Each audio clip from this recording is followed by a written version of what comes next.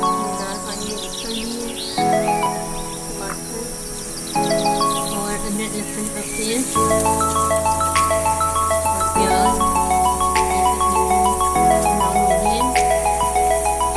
अब इसमें डालेंगे टमाटर, अच्छी तरह भूनेंगे।